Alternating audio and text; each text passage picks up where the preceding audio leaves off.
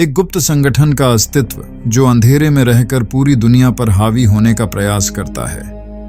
कुछ कथित रिकॉर्ड हैं जो दावा करते हैं कि वे हमारे समाज में सदियों से मौजूद हैं। दावा किया गया है कि इस संगठन के सदस्य दुनिया के देशों, राजनीति, अर्थव्यवस्था और यहाँ तक कि दुनिया के समुदायों पर राज्य करते हैं। ऐसा माना जाता है कि द्वितीय विश्व युद्ध इन्हीं के इशारों के कारण हुआ था। यह भी कहा जाता है कि वे अंधेरे में अपने अजीब अनुष्ठान करते हैं। ऐसा माना जाता है कि वे भगवान की नहीं बल्कि शैतान की पूजा करते हैं। आप सही कह रहे हैं। आज हम जिस गुप्त संगठन के बारे में चर्चा करने जा रहे हैं उसे इल्यूमिनाटी कहा जाता है।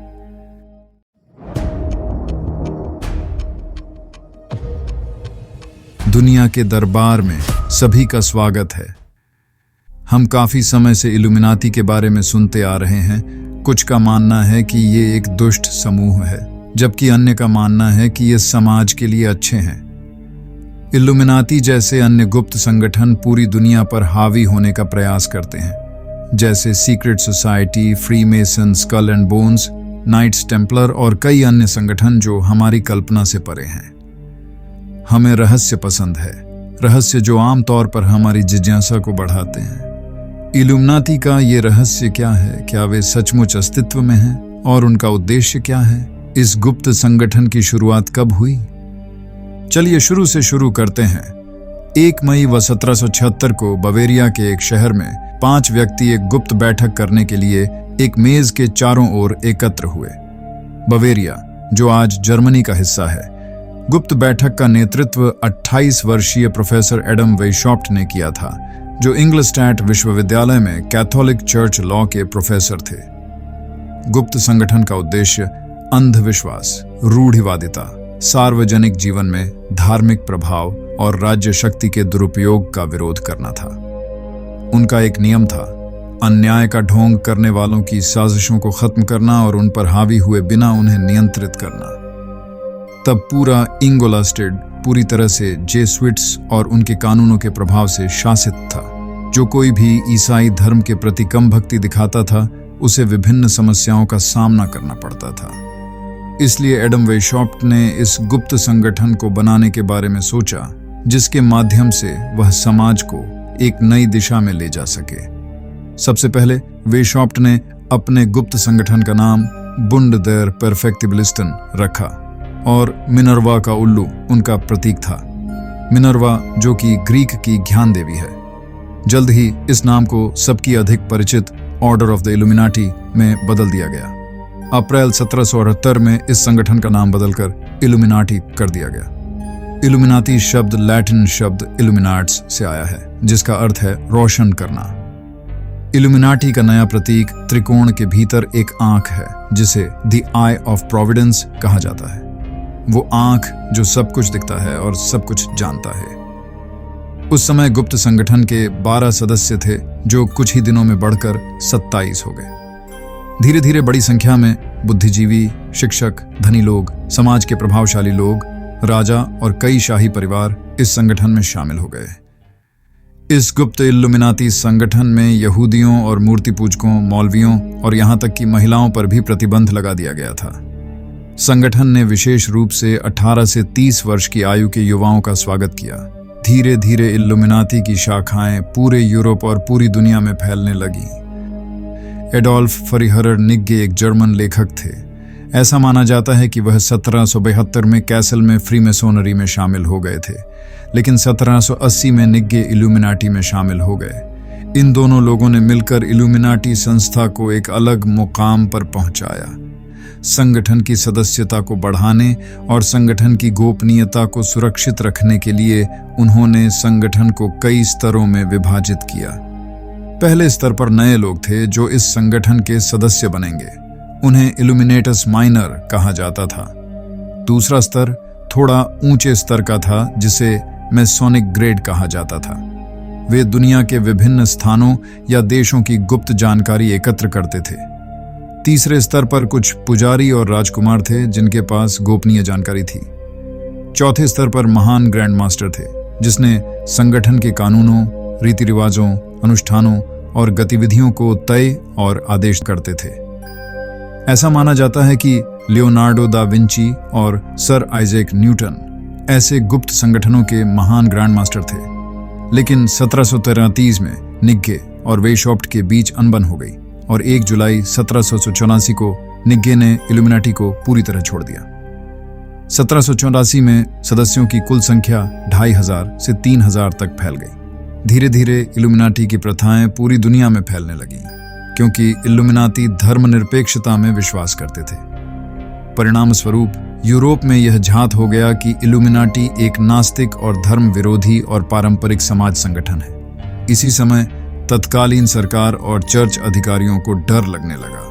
उन्हें लगने लगता है कि यदि इल्यूमिनाटी अधिक शक्तिशाली हो गई तो समाज में उनका कोई स्थान नहीं रह जाएगा। इससे डरकर बवेरिया के ड्यूक थियोडोर के चार्ल्स ने एक कानून पारित कर सभी गुप्त सोसाइटी को बंद करने का आदेश दिया। इसके फलस्वरूप बड़ी संख्या में गुप्त संगठन के लोग पकड़े गए और दंडित किए गए। माना जाता है कि इल्यूमिनाटी के केवल 30 से 40 शक्तिशाली सदस्य ही बचे थे, जो 1800 के दशक में गुप्त संगठन को अधिक सावधानी से और अधिक गुप्त रूप से पुनर्जीवित करना चाहते थे। आज यह माना जाता है कि यह संगठन बहुत ही गुप्त रूप से दुनिया के कुछ सबसे शक्तिशाली देशों और उनकी राजनीति, अर्थव्यवस्था, समाचार मीडिया, फिल्म उद्योग और यहाँ तक कि टीवी पर विज्ञापनों को भी नियंत्रित करता है।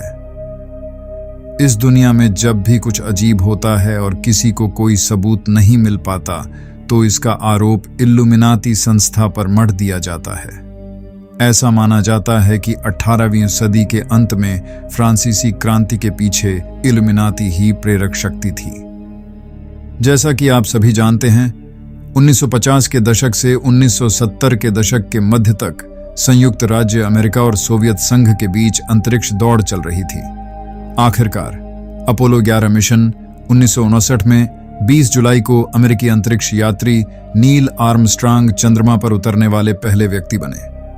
यह मानव इतिहास का एक स्वर्णिम और यादगार दिन है, लेकिन कुछ सिद्धांतकारों और इल्यूमिनाटी जैसे कुछ गुप्त संगठनों का मानना है कि पूरा अपोलो 11 मिशन एरिया 51 जैसे एक बहुत ही गुप्त स्थान पर एक नकली स्टूडियो बनाकर बहुत गोपनीयता से किया गया था। 22 नवंबर 1963 को जॉन एफ कैनेडी की हत्या के फिल्म फुटेज के विश्लेषण के दौरान एक रहस्यमय महिला दिखाई देती है। उन्होंने भूरे रंग का ओवरकोट और सिर पर दुपट्टा पहन रखा था। महिला का नाम बाबूश्का लेडी रखा गया। महिला अपने चेहरे के सामने एक चीज रखती है जिसके बारे में माना जाता है कि वह एक कैमरा है।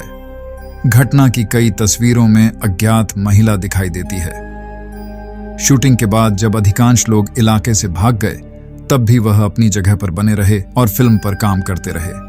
थोड़ी देर बाद उसे एल्म स्ट्रीट पर पूर्व की ओर जाते देखा गया। उसके बाद से महिला का पता नहीं चला है, लेकिन आज तक कोई नहीं जानता कि बाबूश्का महिला कौन है या वह वहां क्या कर रही थी।